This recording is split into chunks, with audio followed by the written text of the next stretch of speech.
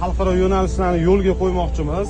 Vodiy ahliga Namangan, Andijon, Farg'ona shaharlaridan to'g'ridan-to'g'ri avtovokzal shoh bekatlaridan to'g'ridan-to'g'ri Rossiya Federatsiyasining 20 dan ortiq shaharlarga qatnovlarimizni yo'lga qo'yyapmiz.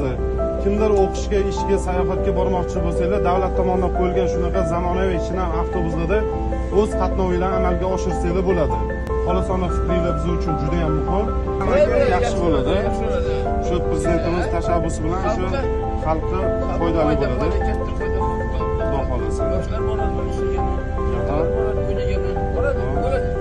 Xudo xolasa. Endi borganlar yaxshi tomonlarga burilyapti, buni yo'q. Rahbariyatimizga yetadigan gaplaringiz bormi? Endi men nima deyman? Xudo uchun mana sharoitlar yaxshi, hamma yaxshi. Harakat qilgan odam xudo xolasa baxt to'g'ri. Rahbarlarimizga rahmat.